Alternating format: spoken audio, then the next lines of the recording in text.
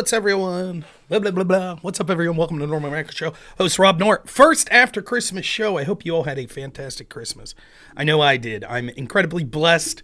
Got to spend a lot of great time with my family and got to spend a lot of great time with some of the clients I work with to make sure that they had a special Christmas. So all around, I think it was a fantastic day. I couldn't have been happier. Would have been nice to spend more time with my family, but I've been catching up on that stuff, and I got more Christmas-related stuff coming up tomorrow evening as well. And just got back from my parents' house, so I'm running a little late from what I normally would like to do on these sorts of things. But I just wanted to say, first and foremost, Merry Christmas to everyone. I hope you all had a great time. Happy Kwanzaa, too. That made up bullshit, right? If anyone's celebrating that, more power to you. Take a drink, whatever. Might as well. How many other commie days do we celebrate? Who cares, right? So I will be talking with left-wing streamer Destiny here at 9 p.m. So that gives me 10 minutes now. Because of stupid terms of service and things like that, that will mean that I will have to end the Twitch stream, which will mean that you'll have to watch me on X, Kick, YouTube, or Rumble. And that'll be the only places available. So everyone who's watching on Twitch will actually have to move. So if you're on Twitch right now, make sure you're clicking up one of those other channels, and we'll put the links there. The reason for that is, I don't know, Destiny said something to get booted off Twitch at one point. I think it was related to the Rittenhouse stuff. One of the few good takes Destiny has, and it gets him booted. Who would have thought? Rumble's great. It really is. The only problem with Rumble is your chat won't show up. Also, I think it'll be an audio-only conversation with Destiny. Aftershock asked, how did this come about? So the last time I talked to Destiny, I believe it was in preparation for a potential debate with Ben Shapiro. So he wanted to talk about the Burisma stuff and get as much of the facts as he could without really debating me, so that he could then research it and hopefully then have some sort of discussion with Ben Shapiro. This time it's Alex Jones. Now, no one tells me this stuff, but I'm not an idiot, right? Both times Destiny reached out to me and was like, hey man, would you be interested in talking? Which, let me be clear here for a second, just so everyone understands this. You do realize that basically every streamer uses every other streamer at some point, and I don't mind it at all. Like, I'm using Destiny. Why do I want to come on and talk to Destiny? Because I'll talk to 10,000 people instead of 50. So it's good for me, right? Last time I talked to Destiny, got me mentioned on Tim Pool, might get me on Tim Pool's show. So it's all good. I don't care if he's using me to try to debate some right-winger. At the end of the day, I would rather the truth come out on these specific issues than me look good necessarily. And so me prepping someone to debate, there's different ways to do it. There's me saying, this is what you should say, this is what you should do to win this game. And then there's someone's going to prep for a debate by debating me because they think I'm kind of like the person they'll be debating. Now, the truth is, I am not like Alex Jones. Alex Jones is a completely different animal to me. In most ways, better than me, but in some ways, different. But I don't know if he's going to have a debate with Alex Jones about January 6th, and, for example, interdimensional demon vampires come up. I don't know how well talking to me about my feelings on January 6th will prepare for that. But I digress. So that's what'll be going on. So I'll be trying to join him here in about 7 minutes. So again, I'll remind a couple times, if you're on Twitch, terms of service is you can't stream with a banned streamer. And because Destiny is banned, I won't be able to stream with him. Also, tomorrow night is the return of the Hippy Dippy. What have. Now, I have varying feelings on some of the people involved with that, but one person I do like is Danabo. I think Danabo's great. And Danabo's done me more than one solid. When I had a show, and when Aftershock was my producer, Danabo would help us out free of charge, never ask for anything in return. So I will always, as long as it's within my ethical grounding, try to work with Danabo. I will not be able to do that show, unfortunately, tomorrow for various reasons. But what am I doing here? Yeah, that's good. But one of the things that I did want to do, they asked me if I could do a little video, and I did do that. That they're going to apparently show before the stream. since I can't be on it live. So here's the video I did. I'll give you a sneak preview of the 30-second video I did for tomorrow's Hippy Dippy. Here we go. Oh, it'd help if I had the audio on, huh? Let's try that again with audio. Hey, Dylan, everyone on the Hippy Dippy, just wanted to wish you a happy new year. Thank you for the invite. Sorry I couldn't make it. I have to go work. Let me translate for your lefty audience. That's where you go do things that are of value to society and get paid money in our capitalist system. And then I also have to spend time with my family, or to your lefty audience, your roommates that you still live in their basement. But I wish you well. I hope that you continue to remain safe if you head over to Ukraine. And it'll be fun destroying you lefties in the coming years, including this new one coming in 2024. Thanks so much. Have a great show. So there, that was my little video I did. I didn't think I was kissing ass or anything like that. Hopefully it came across good. Oh, shit. Yeah, there we go. Now, both this and the last time I talked to Destiny, here's the difference between me and someone like Destiny and most of the other streamers you see. I actually have an incredible short amount of time to stream and to prepare for streams. Both of these discussions, debates, whatever it'll be, I would love to actually prepare for, have sources for. I literally, both the Burisma, I've talked about it enough. I have most of the stuff on the top of my head. January 6th, I've talked about less. So I don't really have sources prepared or anything because literally I was on the road when Destiny reached out to me yesterday. I was completely doing Christmas stuff yesterday. Today I responded to him and he got back to me and I was literally at my parents' house. So I haven't been able to do any preparation or anything like that, but that's no excuse. It'll be fine. I'm not really, but the big thing is I'm not really sure what he wants to talk about surrounding January 6th. Does he want to talk about the Colorado case and now this Maine, kicking Trump off the ballot in Maine? Does he want to talk about the day of January 6th? I don't know. Does he want to talk about the January 6th committee? So we'll see. We'll see where it goes. But yeah, it should be fun. I always enjoy these sorts of streams. I like talking to Destiny. I like talking to Pisco because at least I know that they're capable of bringing some challenges to the things that are out there. More so than the majority of the lefties that I normally talk to. And I also like talking to people I disagree with. There are plenty of people on the right that are good people, but it's more fun to talk to people you disagree with than an audience you disagree with. I literally, all I know about the Maine situation is like 2 tweets that I read on my way into the door while I was letting my dogs out before I came upstairs.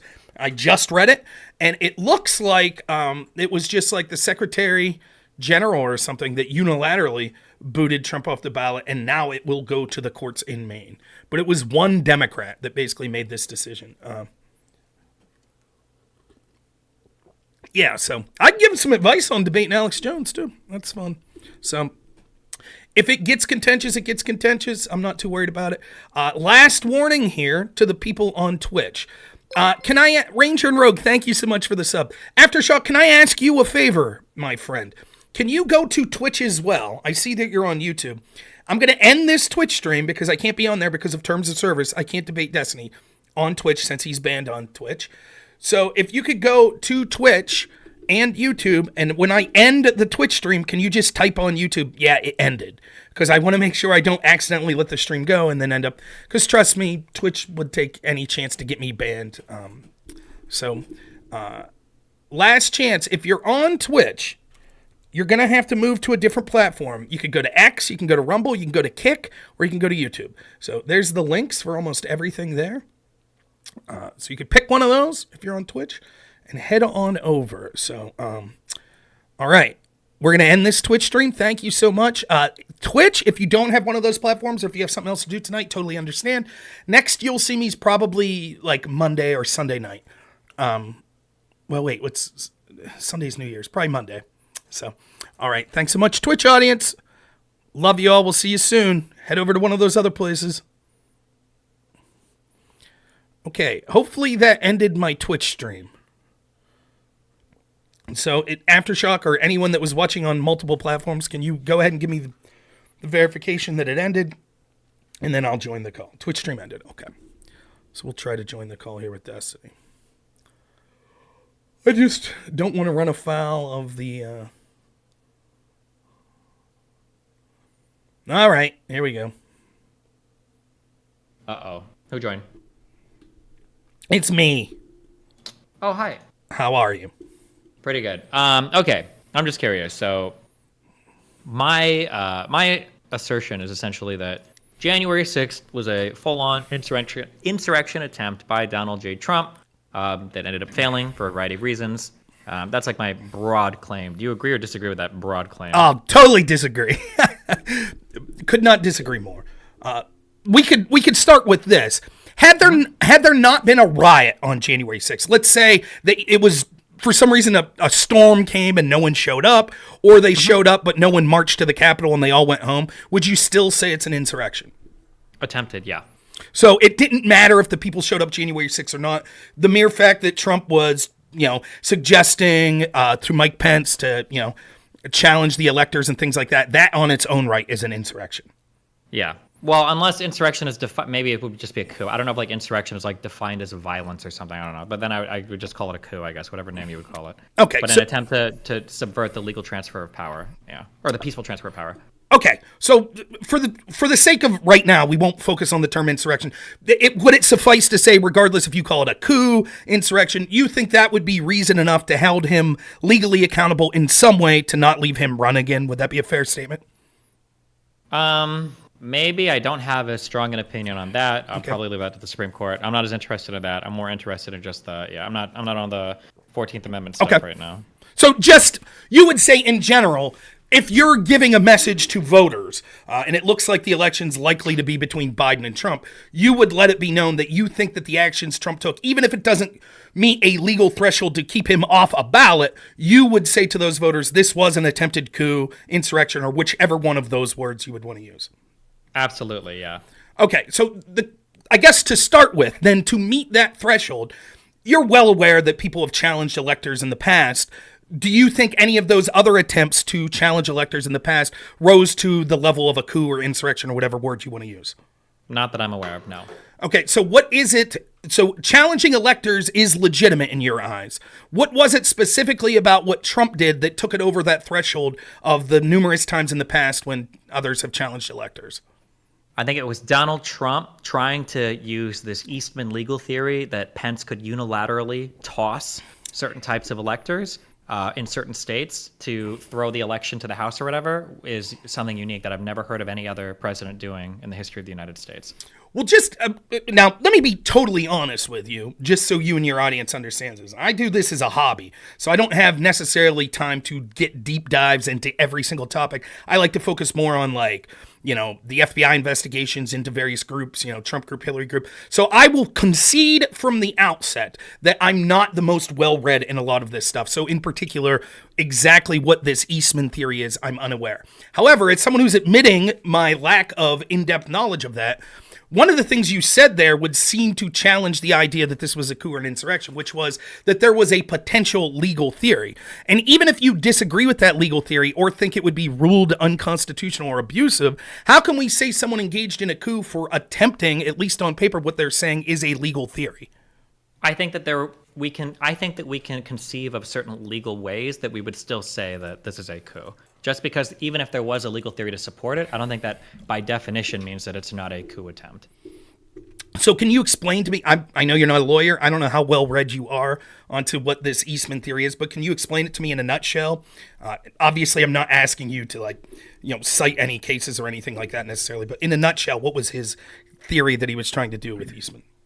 Let me find it exactly, but my understanding was, before I Google this, my understanding was that Eastman, I think, was claiming that I think Pence could unilaterally toss the electors of 7 particular states, and that if Pence unilaterally tossed these electors, that it would make it so that there wasn't enough of a margin for the Electoral College, there was a majority for the Electoral College to vote for Trump, and that if that was the case, it could be tossed to the House, I think a House committee, and then because there were enough Republicans on the House committee, theoretically, you'd slam the gravel, I think you said, and Trump would remain president.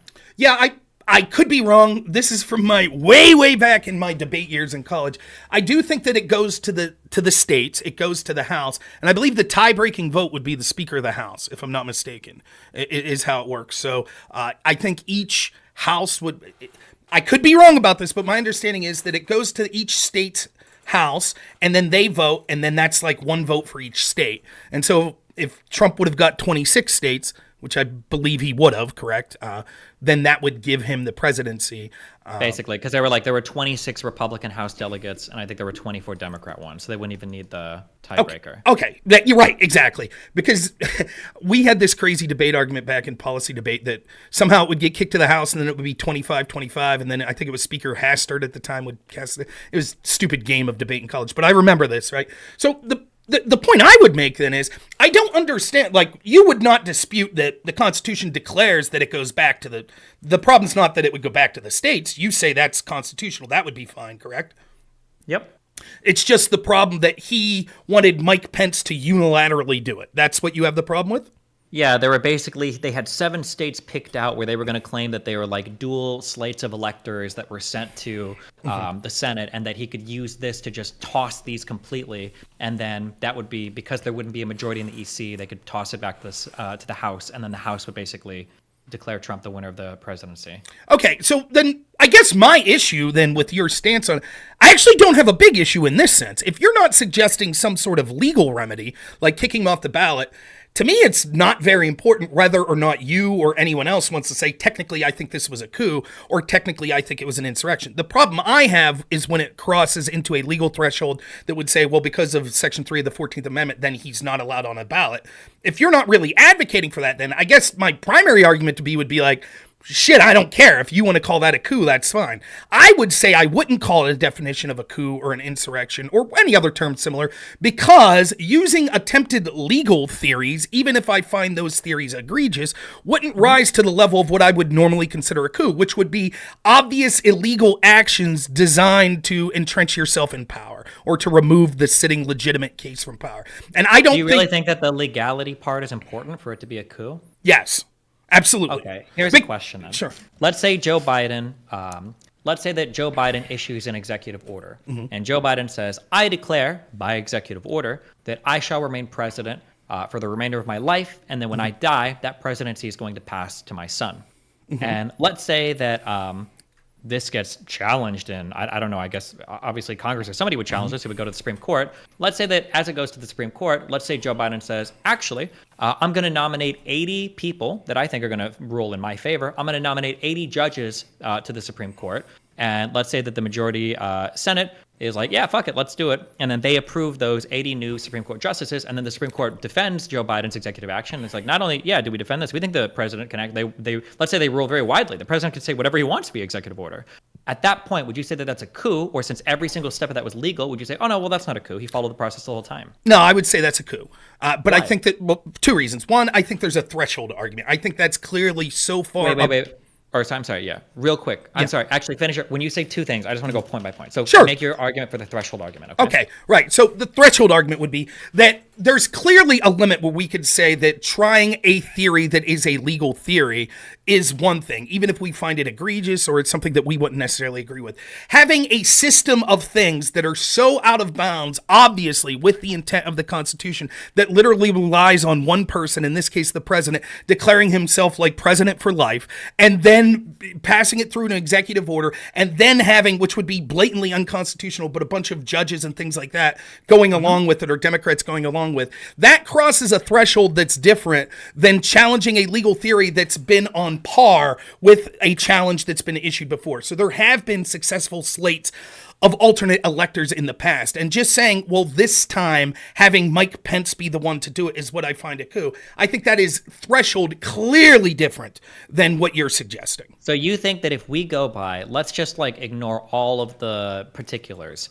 You think the idea that the president of the United States contacting the vice president to toss out electors for no good reason, to try to entrench his power as president of the United States in opposition to the will of the United States voting public, you think that's within the spirit of the Constitution or any set of U.S. laws? Well, the way you phrased it, not necessarily, because you added things like you said, no good reason. Says Correct. who? Do you think that Trump had any good reason to think that the electors were falsified from the states? Well, I think he had good reason to believe that the election was stolen from him. Let's start here. Wait. Very, very, very specific. Right. He might have thought that. He challenged that in court and he lost all 61 times or whatever. My did. question was for the electors. Did he have a reason to think that the states sent false electors? Well, no, my belief, correct me if I'm wrong, it's not that he legitimately thought the state sent false electors. That's never the argument or the legal challenge. It was that that was the legal challenge. The legal challenge was to toss the electors, not challenge them in the states, but to toss the electors. Right, So he but thought that he lost in the courts, and now he wants to toss the electors. You think that's within the spirit of the U.S. Constitution and our laws? Now, maybe I'm misunderstanding you, but it sounds like you're asking two different questions here. The first question, it seemed to me, was, do I literally think that Donald Trump sitting in the Oval Office gets a list of a bunch of fake names or something? It's like, John Big Dick and stuff like that. And he's like, I don't know. This could be the real electors. No, I don't believe that. I believe he knew which were the slate of electors that were point through the states and which were the slate of electors that were alternates. I believe he knew that difference. The question is, I'm saying that's not really what's at stake here. What's at stake is he legitimately thought that the election was stolen from him, that there was cheating. And so he suggested alternate slates of electors that would then kick it back to look at the actual things that occurred in these states, to have the states look at them. So in other words, let's say... Okay, real quick. I understand Okay. what you're saying. Right. That wasn't the plan, right? Okay. So just reading very quickly. So this was the Eastman scenario that was proposed from the Eastman memo. 1, VP Pence presiding over the joint session, or Senate pro tempore Grassley, as Pence recuses himself, so either him or Grassley, begins to open and count the ballots, starting with Alabama, without conceding that the procedures specified by the Electoral Count Act of going through the states alphabetically is required.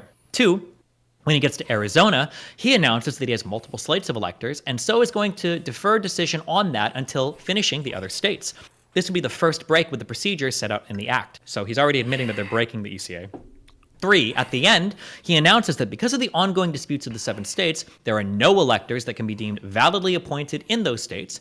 That means that the total number of electors appointed, the language of the 12th Amendment, is 454. This reading of the 12th Amendment has also been advanced by Harvard Law professor Lawrence Tribe here. A majority of the electors appointed would therefore be 228. There are, at this point, 232 votes for Trump, 222 for Biden. Pence then gavels President Trump as reelected. Number 4, Howell's, of course, from the Democrats, who now claim, contrary to Tribe's prior position, that 270 is required. So Pence says, fine, pursuant to the 12th Amendment, no candidate has achieved the necessary majority. That sends the matter to the House, where the, quote, votes shall be taken by states, the representation from each state having 1 vote, end quote. Republicans currently control 26 of the state delegations. The bare majority needed to win that vote. President Trump is reelected here as well. There are 2 other points, but so the goal here was never to throw it back to the states to evaluate the integrity of their elections. The goal here was to use the Electoral Count Act and the process of counting the electoral votes to make Donald Trump the president. Let me ask you this. Those 2 other points, do any of those points mention the states verifying the vote tallies that they recorded? Let me read them. 5, one last piece. Assuming the Electoral Count Act process is followed and, upon getting the objections to the Arizona slates, the 2 houses break into their separate chambers, we should not allow the Electoral Count Act constraint on debate to control. That would mean that a prior legislature was determining the rules of the present one, a constitutional no-no, as Tribe has forcibly argued. So someone, Ted Cruz, Rand Paul, etc., should demand normal rules, which include the filibuster. That creates a stalemate that could give the state legislatures more time to weigh in to formally support the alternate slate of electors if they had not already done so. And then 6, the final point. The main thing here is that Pence should do this without asking for permission, either from a vote of the joint session or from the court. Let the other side challenge his actions in court, where Tribe, who in 2001 conceded the president of the Senate might be in charge of counting the votes, and others who would press a lawsuit would have their past position that these are non-justiciable political questions thrown back at them to get the lawsuit dismissed. The fact is that the Constitution assigns this power to the vice president as the ultimate arbiter. We should take all of our actions with that in mind.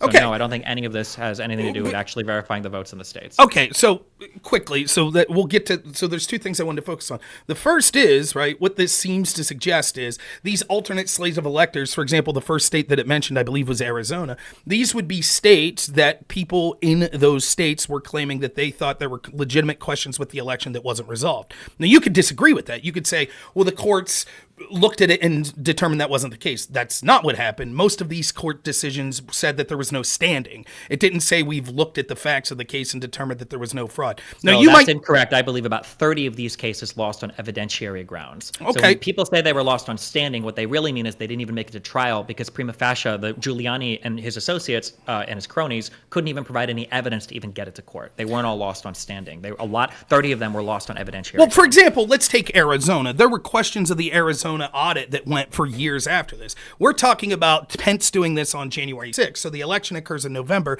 So we're talking like 3 months. So the idea that the courts legitimately saw all the evidence. Now, you could say, but Rudy Giuliani made a bunch of shit up, and that could be true. Like, here's the truth.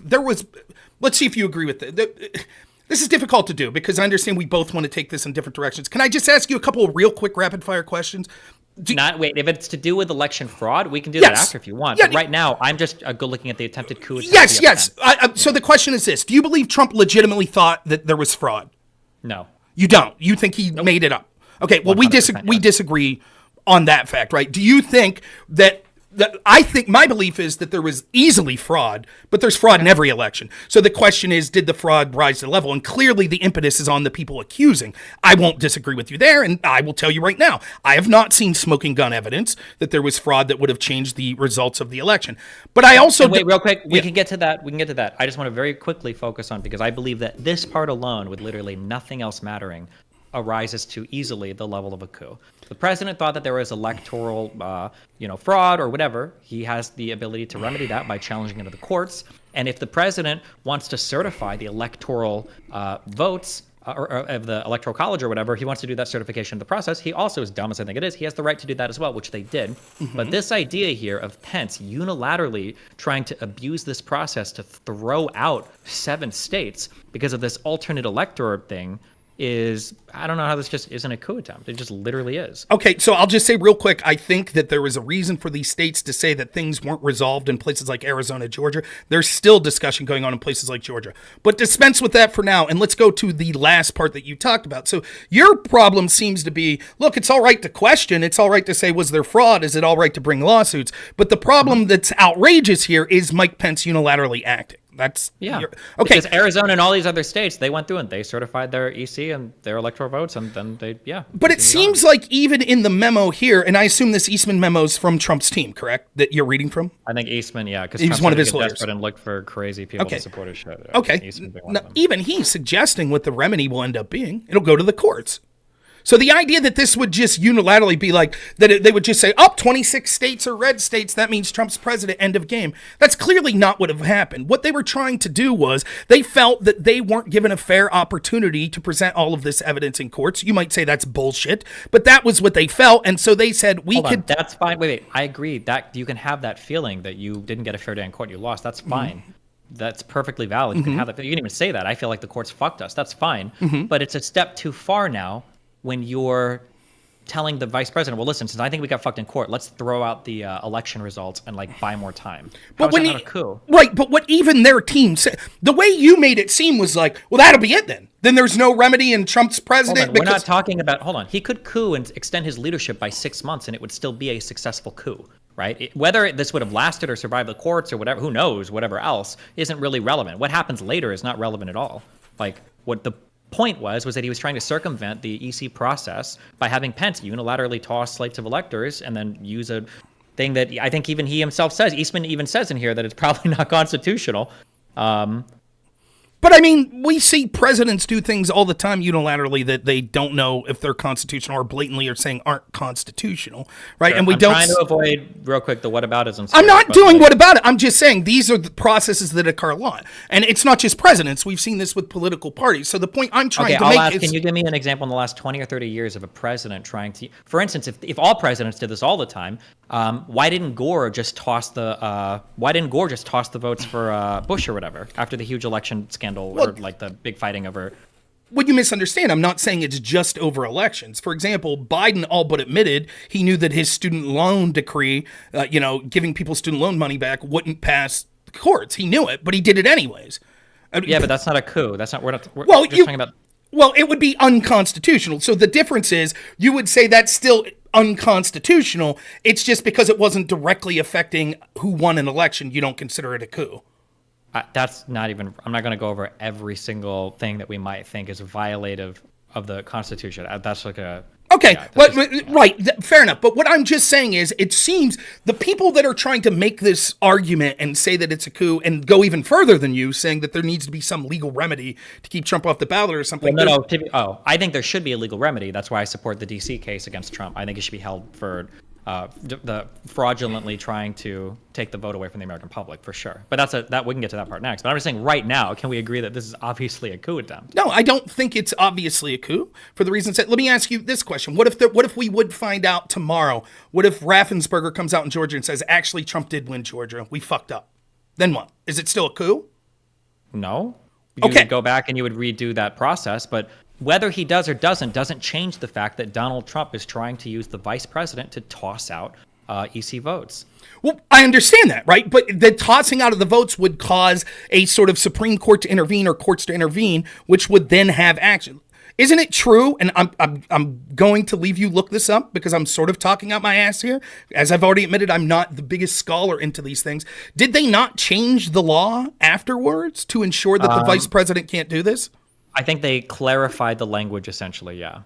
Okay, well, the fact that it required a clarification and there was a legal argument that this would have been in Pence's authority would seem to suggest to me that this isn't a coup.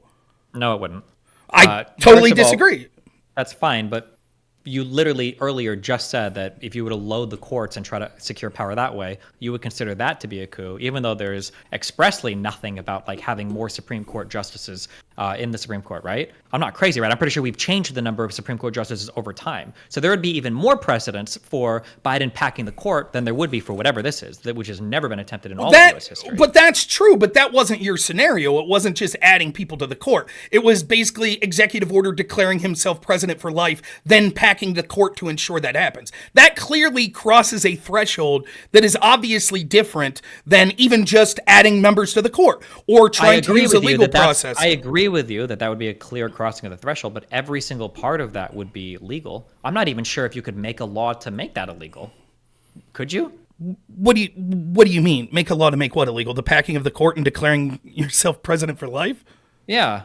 I mean, I think that clearly, but again, I'm no constitutional scholar. I think that clearly the Constitution gives remedies for, and the amendments thereafter, for what a presidential term's allowed to be and what sort of the processes are to sort of change the way we vote and things like that. Sure. I don't think but again, I mean, like the Supreme Court is the ultimate arbiter of everything right. from the Constitution. That is our sole source of interpretation for it. So the Supreme Court says, actually, because of national emergency and risk to the country and blah, blah, blah, we're going to say the president can issue an EO for this. Then that's all legal. You could say it's legal, but I would still consider it a coup. And I think that the threshold of it is far worse than what Trump did here, clearly. Asking the vice president to toss the election results? I don't understand how we can't say that this is just so obviously a coup attempt. The president is, like, if Biden were to do this, I think you would call this a coup. If Biden told Kamala Harris, hey, listen, we're just going to not certify the results of like 7 states and then throw it back to the House and have like an advantage, if we had an advantage there and do it, I think you would call this a coup. No, not if they ended up, the result was it went to courts and we saw the evidence that if there was no cheating, then the results would go back to the person that won. And I think that's... Do you think that right now this is only a coup if it turns out that all of Arizona and Georgia is infinitely investigated and it turns out that there is no issue? But if it turns out that there were problems, then this coup attempt is okay because he couped righteously and he ended up being correct, even though there's no reason. I'm not calling it a coup. I think it would rise to the level of a coup if they did this, and then the courts intervened, as is predicted apparently by this Eastman memo. The courts intervened, looked at it, and said, look, we've looked at it. We see no evidence of fraud. We declare that Joe Biden is the legitimate winner. And then Trump still said, no, I'm not leaving. That's a coup.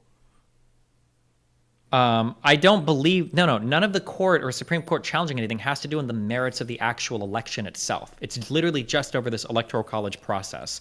None of this is being talked about and challenging anything in court anymore about whether the elections were rigged. It's just over this process of using Pence to unilaterally declare Trump the president. My understanding from, I'm not reading it, but from listening to you read it, was that they thought that this would go to the courts, and I believe that the courts would have ultimately determined not just whether or not Pence had the right to do this, but the courts would have looked at and saw whether or not the votes were legitimate or not.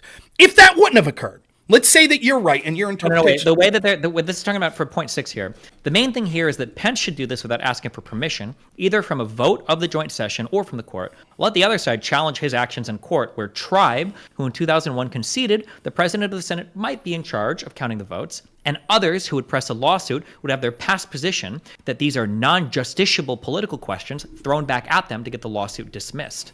This is just saying that, like, they would argue that, like, Pence can do whatever the fuck he wants in the Senate, and if they try to challenge it in court, well, guess what? These issues actually can't even be ruled on by the Supreme Court. None of this is about fairly contesting whether the election was rigged in anything. I believe, and from what I've heard about this, and what I believe the obvious path that would have occurred had this occurred, would have been that the courts would have interceded, and they would have looked at what they saw as evidence of potential fraud in these swing states, and would have came to a conclusion as to whether or not those votes were legitimate or not.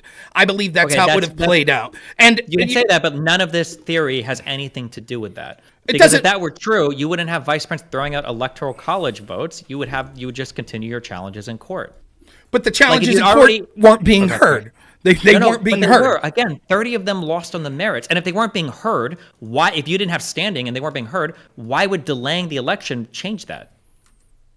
Because the argument is because it would then force the reason. The idea, like, and let me just say this, just to sort of let you know where I understand. I'm actually against Mike Pence ever taking this action. I'm glad that he didn't. Even if I think there were serious things that potential fraud that occurred, I don't think that we should have left it up to Mike Pence. I think you're absolutely right in saying I would have been hypocritical if in 2016, then Vice President Biden said, we think Russia interfered. We don't think these votes are legit, so we're not going to hand over power yet. I would have said it was outrageous. I wouldn't have said it was a coup unless they ultimately stayed in power. But I would have you're absolutely right. I would have been going fucking livid. I would have been on stream every day saying this is fucking outrageous, right? Like Trump legitimately won. So I understand that point of it. The question is, does it rise to the level of a coup? And I think the fact that there are potential legal theories that say that they were legally allowed to do these things says to me that it doesn't rise to the level of a coup. I think that what would have happened... To be clear, real quick, there is no legal theory truly that would allow this to happen. Like, all of this is talking about circumventing ordinary process. Like, this is the Eastman theory for how it would play out in Congress, but at no point does Eastman lay out a coherent... Even Eastman himself doesn't acknowledge that this is a coherent legal argument for how to do this. It's just taking an incredibly extreme view that basically, like, the vice president is like the big dick boy of the Senate and can do whatever the fuck he wants unilaterally. That's why in this last point he literally says, the fact is that the Constitution assigns its power to the vice president as the ultimate arbiter. We should take all of our actions with that in mind, which is clearly not the intention of any of the ECA or any part of the Constitution to make the vice president able to unilaterally toss election results. I mean, again, I'm just doing not claiming to be an expert here, but just a quick search, right? I'm getting an article from PBS NewsHour. This is from December 23rd, 2022. Congress approves new election certification rules in response to January 6th.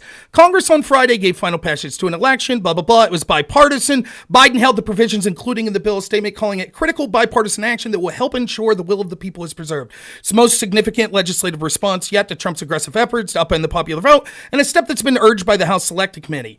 The provisions amending the 1887 law, which have long been criticized as poorly and confusingly written, won bipartisan support and would make it harder for future presidential losers to prevent the ascension of their foes.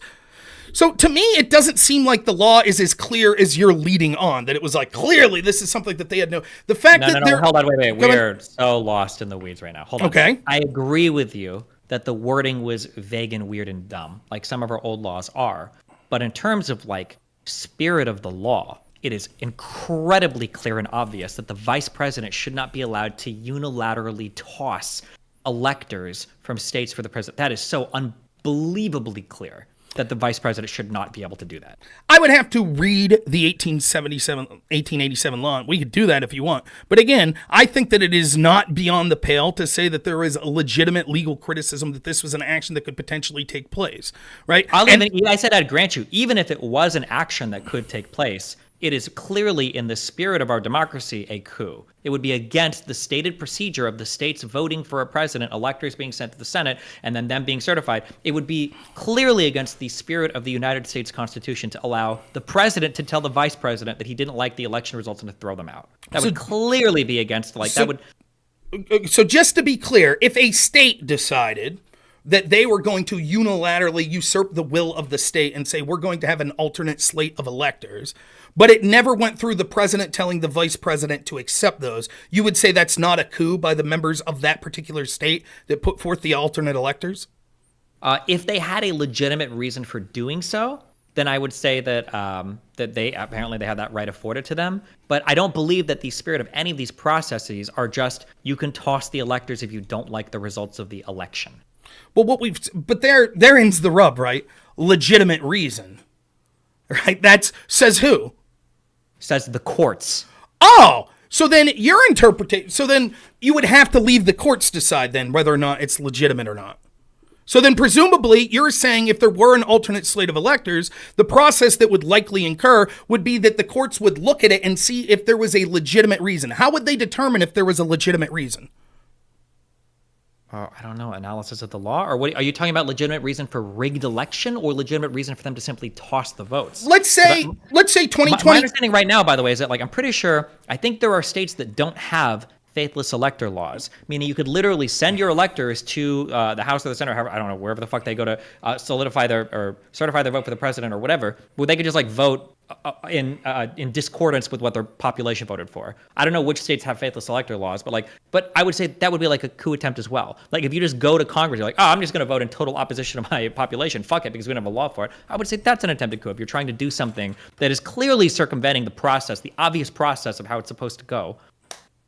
Right, but what you just said before that, right, now you're sort of switching the scenario, which is well, clearly if they just know they're full of shit and for no reason to fuck it, we don't like that guy, right? I get it, we're not talking about that. You said it wouldn't be considered a coup, and forget about the faithless elector state. Let's just say an average state that has the laws that we understand that says that whoever the will of the people vote for, that's who the electors are then thusly determined to be forced to put forth. If a state, let's say 2024 election, let's just take a state like Washington, the state, well, how about Oregon? We'll take the state of Oregon, right? And let's say the state of Oregon votes for the Republican candidate and it's a Democrat-controlled state, and they're fuck that.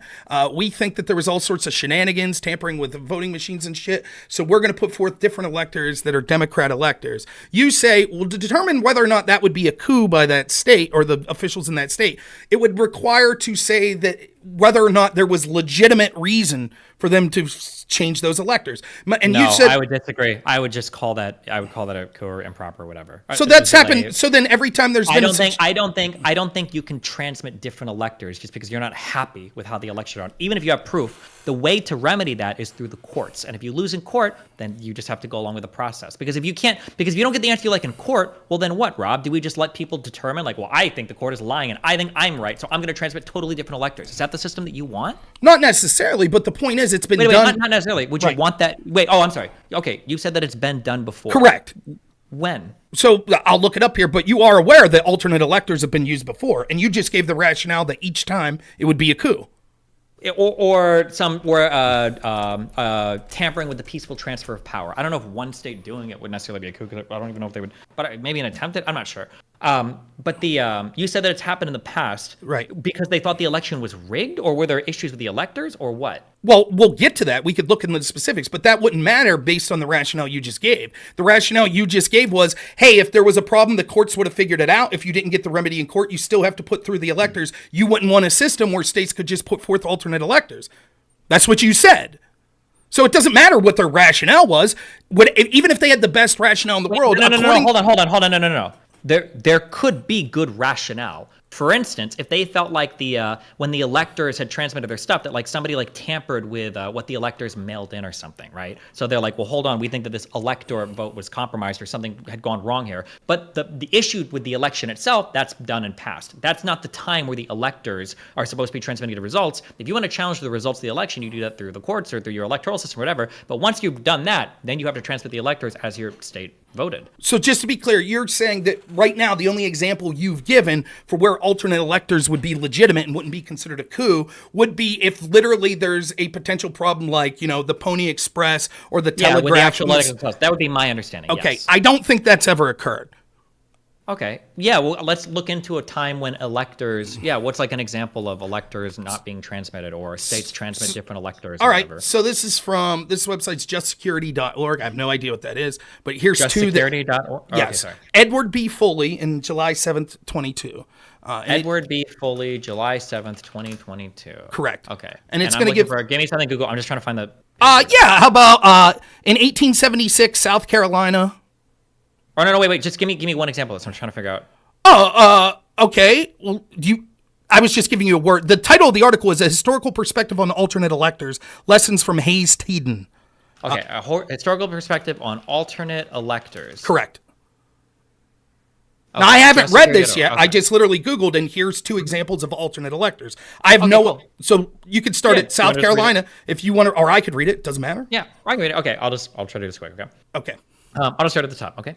A key component of the effort to negate Joe Biden's Electoral College victory in the hope that it might somehow lead to a second term for President Donald Trump was the submission for congressional consideration of purported electoral votes cast for Trump from 7 battleground states. It was, among other tactics, a fool's errand, since there never was a chance that Congress was going to recognize Trump as the winner.